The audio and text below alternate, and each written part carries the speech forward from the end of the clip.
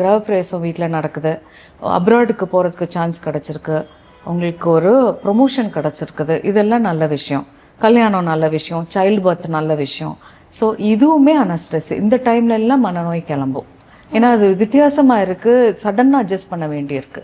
அதனால அதே மாதிரி வேணாத ஈவெண்ட் நடக்கிறப்பையும் ஒரு ஆக்சிடெண்ட்டோ இல்லை வீட்டில் யாரோ பெரியவங்க தவறிட்டாங்களோ இல்லை நமக்கே ஏதோ ஃபிசிக்கல் ப்ராப்ளம்ஸ் வரப்போ அந்த மாதிரி வர சமயமே மனநோய் கிளம்பலாம். இப்போ காய்ச்சல் தலைவலியெல்லாம் வர மாதிரி இப்போ மனநோய் வருது அப்படின்னா அது வந்து நார்மலான ஒரு விஷயமா? ஏன்னா சொசைட்டியில் அது அந்த அளவுக்கு நார்மலாக பார்க்க மாட்டுறாங்க. இந்த மனநோய் வந்து அப்படியே ஆகாயத்துலேருந்துலாம் வரல. இப்போ நான் சொல்கிறேன், இப்போ உங்களுக்கு லங்ஸ்ன்னு இருந்துச்சுன்னா, இப்போ எப்படி சொல்ல, நுரையீரல்னு இருந்துச்சுன்னா ஒரு சளி பிடிக்குது, ஹார்ட்டுன்னு இருந்தால் ஒரு ஹார்ட் அட்டாக் வருது.